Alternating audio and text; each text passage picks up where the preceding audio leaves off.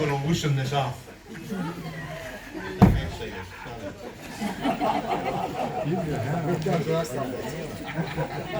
So my introduction to Burns come like most folk at primary school, where you learn that. But I've always thought that Burns, his poems were made to be spoken.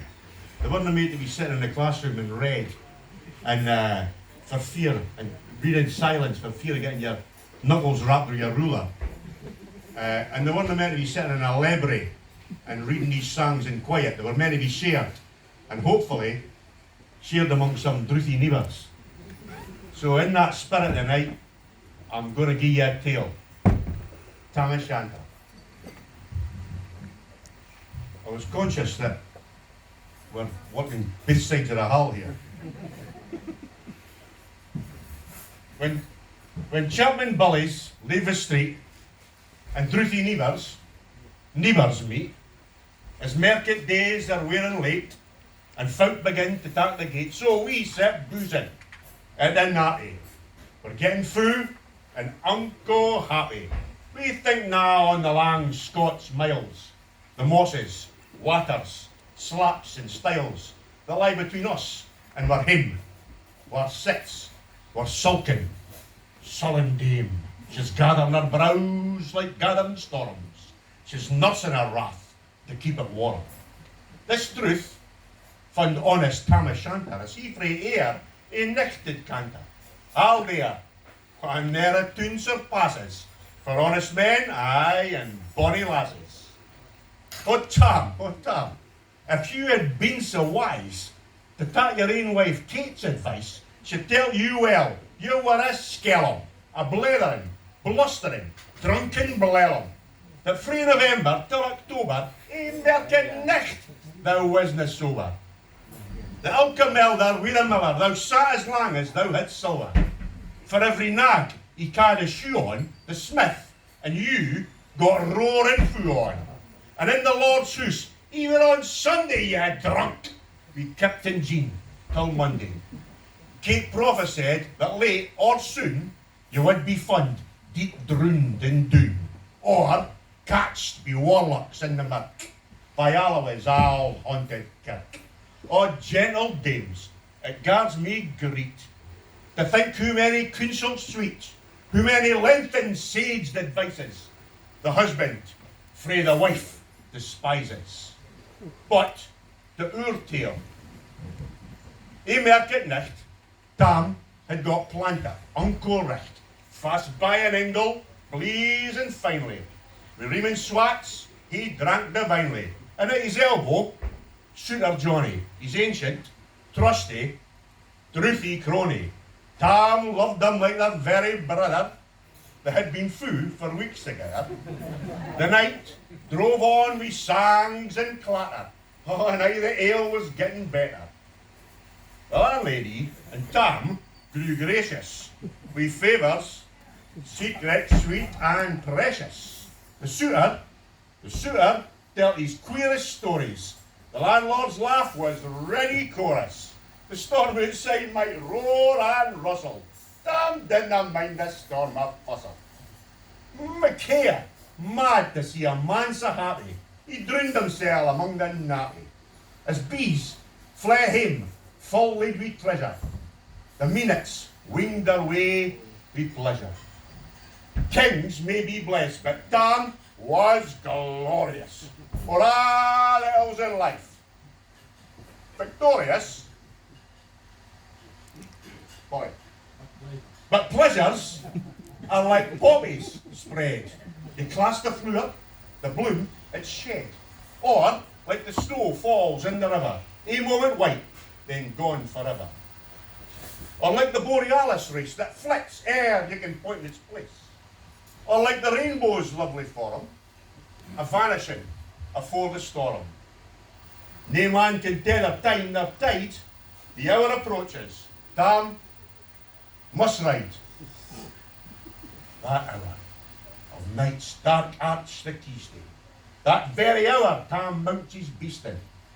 And such a night to take the road in as ne'er poor sinner went abroad in. The wind blew as would blow its last. The rising storms rose on the blast. The speedy gleams, the darkness swallowed. Loud, deep, and long, the thunder bellowed. That night, a child would understand the devil had business on his hands. Wheel mounted on his grey mare Meg, aye, a better never lifted leg, Tam skelped on through dub and mire, despising wind and rain and fire, whilst, hudding tight, his gay Scotch bonnet, whilst crooning our some old Scotch sonnet, whilst glowering round wi' prudent cares, lest bogles catch him unawares. Kirk Alloa was drawing nigh, where ghosts and hoolits nightly fly. By this time, he was crossed the ford, where in the snaw the chapman smothered, and past the birks and maple stain, where drunken Charlie brak his neck bane. And by the winds about the cairn, where hunters fund yon murdered bairn, and by the thorns about the well, where Mungo's mother hanged hersel. Before him, Doon poured all its floods. The doubling storm rose through the woods. The lightning flashed from pole to pole, near and more near the thunder rolled. Then, glimmering through the groaning trees, Kirk Alloa, all in a breeze. Through Ilkabore the beams came glancing, and loud resounded mirth and dancing. Oh, inspiring bold John Barleycorn, what dangers you can make us scorn. We tuppenny, we'll fear nae evil, but we used to be, we'll face the devil. The drink, say rolled in Tammy's noodle, he didna care nae devil a boodle. But Meg, she stood still, fair astonished, till, by his heel and hand admonished, she ventured forward on the light. And lo, Tam saw an unco sight. Warlocks and witches in a dance. Ho, nae cotillion brent new fae France, but hornpipes, jigs, strathspeys and reels put life and metal in their heels. And on a bunker in the east, there sat Auld Nick and Shake o' Beast. A towsy tyke, black, grim and large, to give them music was his charge. He screwed their pipes and he got them skill, to roof and rafters, did dill. Coffins stood round like open presses that showed the dead in their last dresses. And by some devilish cantrip sleight, each in the cold hand held a light, by which heroic Tam was able to see upon the holy table a murderer's bones in gibbet irons, twa span lang wee unchristened bairns, a thief new cut doon fae the rape, wi' his last gasp, his gob did gape. 5 tomahawks wi' blood red rusted, 5 scimitars wi' murder crusted, a garter that a babe had strangled, a knife a father's throat had mangled, that his ain son o' life bereft, the grey hair still stuck to the heft. 3 lawyers' tongues turned inside out, wi' lies seemed like a beggar's flute. 3 priests' hearts, rotten black as muck, vile and stinking in every nook. Wi' mair, oh, horrible and awful, that just the name would be unlawful. As Tammy stood, amazed and curious, the fun and mirth grew fast and furious. The piper loud and louder blew, the dancers quick and quicker flew. They reeled, they set, they crossed, they quicket, till every carlin sweat and reekit, and cast their duddies to the work, and linked together in their sacks. Now, Tam, Tam, had they been queens, all plump and strapping in their teens, their sacks, instead of creasy flannin, been snow white 1700 linen. These boots of mine, my only pair, the ends were plush wi' good blue hair, and we'd hae gi'en them half my hurdies, for ae glimpse o' they bonny birdies. But Tam, wither bedlams, owls and droll, rag-witty hags with spin a foal, louping and flinging on a crummock, ach, I wonder did the tongue your stomach. Oh, it's work. Cheers. I'm not finished. But Tam kent what was what fou brawly.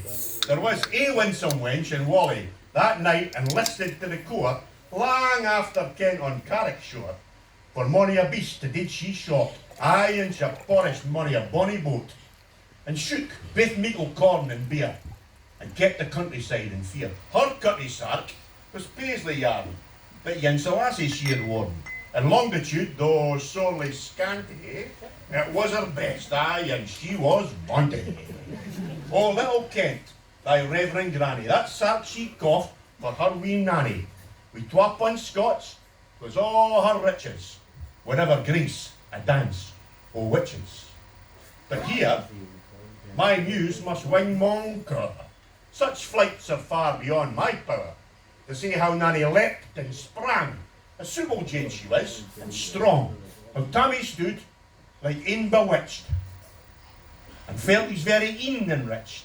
Even Satan glowered and fidged, for fain and hawked and blew, we might and main, till first they caper, sign another, damped into his reason all together, and roars out, well done, Cunnisar! And in an instant, all was dark. Scarcely had he Maggie rallied, where out the hellish legion sallied, as bees buzz out the angry fight, when plundering herds assail their dyke, as open pussy's mortal foes, when pop, she starts afore their nose. As eager runs the market crowd, when catch that thief resounds aloud. So Maggie runs, the witches follow, with many an eldritch screech. Oh, damn, oh, damn! You'll get your fearing, and hell they'll roast thee like a herring. In vain thy Kate awaits thy coming, she soon will be a woeful woman. Now, do your speedy utmost, beg, and win the keystane o' the brig. Dare them there your tail may toss, 'cause a running stream they darena cross. But ere the keystane she could make, the fainter tail she had to shake, for Nanny, far afore the rest, hard upon noble Maggie's breast, and leapt at Tam with furious ettle. Oh, oh, but scarcely was she Maggie's mettle. A sprang, brought off her master hail, but left behind her ain grey tail. The carlin caught her by the rump, and left poor Maggie scarce a stump. Now, why this tale of truth shall hear, let every mother's son draw near. For when to drinking you're inclined, or cutty sarks run through your mind, think you may buy your joys our dear. Remember, Tam o' Shanter's mare.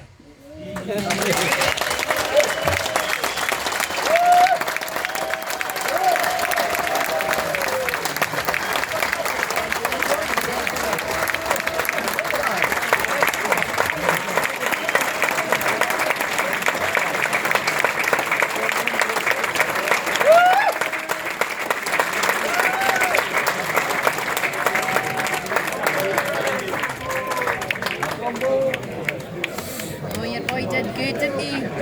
Yeah. Now